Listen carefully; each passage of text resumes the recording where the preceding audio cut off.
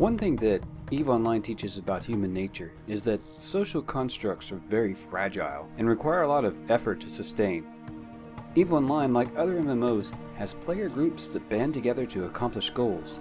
In EVE in particular, such groups can have a lot of impact on the gameplay of each individual, or no impact at all depending on the nature of that group. Many corporations are simple industrialists, missioners, miners, or PvE oriented. In the ecosystem that is EVE Online, these are the benign herbivores of the game. Other corporations that are more PvP oriented attack miners or industrialists, fight everyone in small groups in low security space, or fight to maintain territory in player-owned nullsec space. The point is, there's a variety of groups to choose from, and some, although they've had their hard knocks, have been around for years and continue to thrive. Others seem to disintegrate if you simply sneeze on them. In EVE, we call this the fail cascade. Now sometimes alliances take a hard knock and then rise from the ashes, other times they never come back at all. I see the same things happening to certain corporations or alliances over and over again, big and small, strong or weak. Some of the reasons for this are beyond anyone's control, and those are the hardest, but many can be prevented. Now if you play EVE and you're thinking about being a CEO or you're a new CEO, perhaps outlining these causes should help prevent this from happening to your corporation or alliance. I will now explain the 6 most common causes from least to greatest for the fail cascade. Number 6. Too much conflict. Now this cause applies more to high-sec industrialists or mining corporations than anyone else, but it can apply to any type of corporation. EVE is a game full of people who thrive on conflict. But if you're not prepared for this, it can wear your group down to the point where nothing is fun anymore.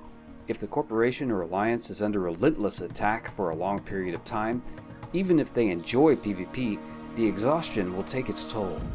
They'll have to find a way to end the conflict as quickly as possible so people can get on with their game. The corporation may have to move, hire protection, negotiate a peace, or deal a winning blow against their enemies, or sooner or later, the group will fail cascade. Number 5. Not enough conflict. People thrive on challenge to grow. Leadership must be willing to put the group in some danger or strive toward a challenging goal to keep things interesting. What often happens to industrial corporations is that sooner or later people figure out that there isn't a lot of challenge to this once you've gained enough experience to avoid certain problems. But often you see industrial groups simply staying docked in times of war. It's during this period of turtling that people turn to other games and may or may not return to EVE. On the other end of the spectrum, what can happen to a large PvP organizations is that they are the dominant force in their area. Every time someone engages one of their ships, they may light a Sino, and large capital ships such as carriers or dreadnoughts are dropped. Something like an I win button. Since they always have the hardware and the numbers to pull this off, complacency and boredom can set in. When this happens, one of two things will cause a fail cascade. Other groups who are not so complacent and more dynamic will unexpectedly and suddenly root them out. Or it will be the boredom itself that causes key members of the alliance to not log in, and suddenly this big powerful conglomerate has disappeared. Number 4. Inexperienced leadership. Many new players think that they can make a corporation work without putting in the time to learn their particular field or gameplay style. EVE is not a game where you can just form a corporation after a month or two of experience and then expect it to succeed. In these cases, the best to hope for is an extremely new player member base. Now, new players in EVE, bless their heart, I love them, but they are inherently unreliable and fickle. And when a neophyte leads other neophytes, no one is learning anything about the game. And rest assured, EVE is a game where you can never stop learning.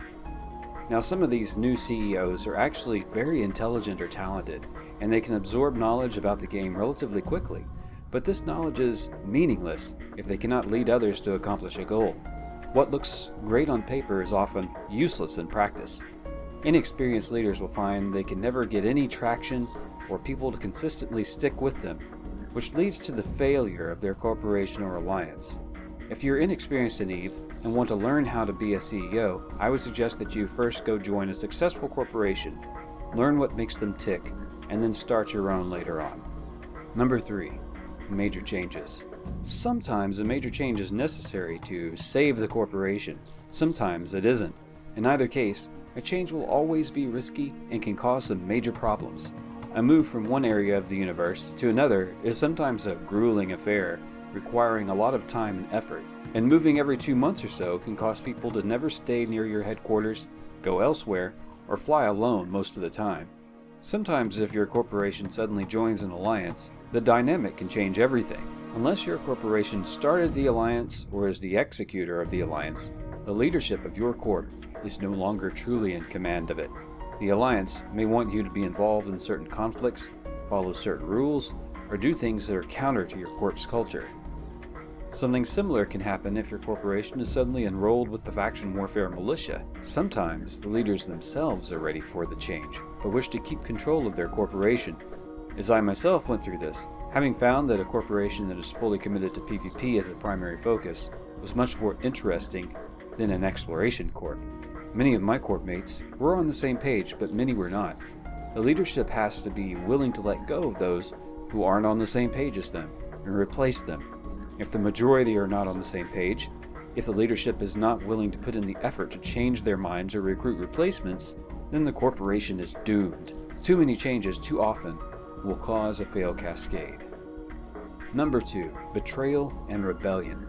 There are people who will fly by your side for months or even years. Suddenly one day, they're not your comrade anymore. There could be any number of reasons for this. It could be that they're sick of the corporation's leadership style and not the corporation itself. It could be that they do really want to lead the corp or take it over for themselves, and the current leadership is blocking their way to ascension. It could also be that they simply want to see the world burn and are causing drama for the kicks and thrill of it. If the usurpers are charming, they can indeed cause a civil war of sorts. What often happens is that they form their own separate corporation or alliance and will poach or abscond with as many members as they can from the original corp. And usually the new alliance is not very successful because it was built on shaky foundations to begin with. But sometimes another established alliance is supporting the usurpers, and suddenly everyone is jumping ship and going over there. Unfortunately, betrayal and rebellion is quite common. A corporation leader must be aware and be prepared for this. It doesn't matter how much someone seems to like you or you like them. People change. Their interests diverge. I have seen instances where just the day before jumping ship, a corp member declares their undying loyalty to the corporation.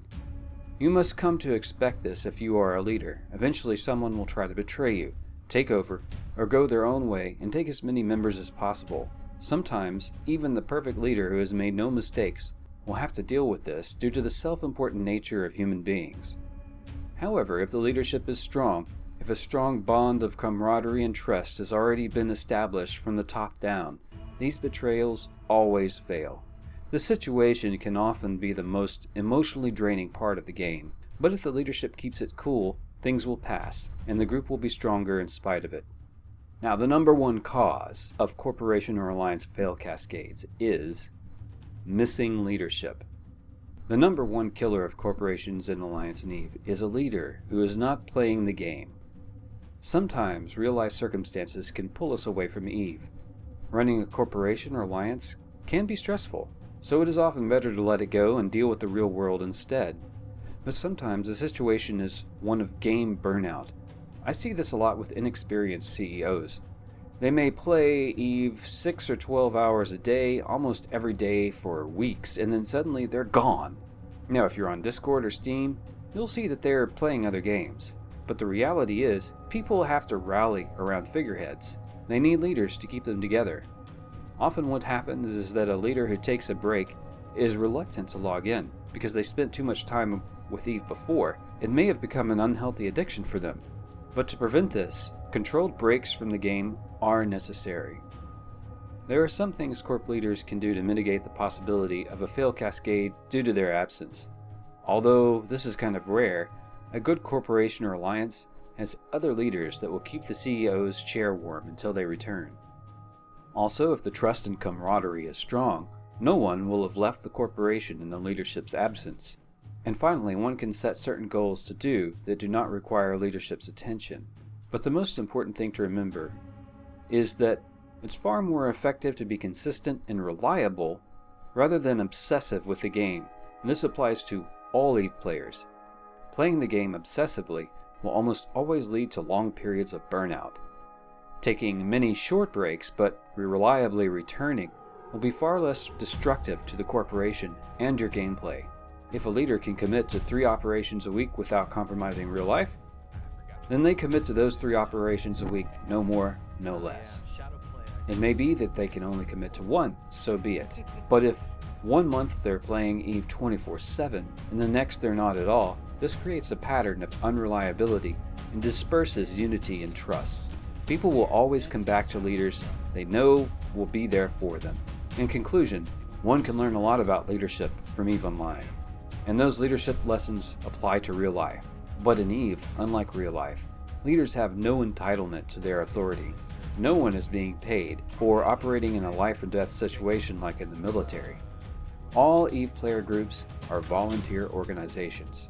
Many leadership experts claim that the true test of leadership is whether you can successfully run a volunteer organization. Thank you for watching, Space Friends.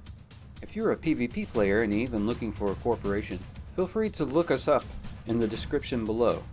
Even if you don't yet meet our pilot skill requirements, we will be happy to recommend a group that will help you. Good hunting, space pilots!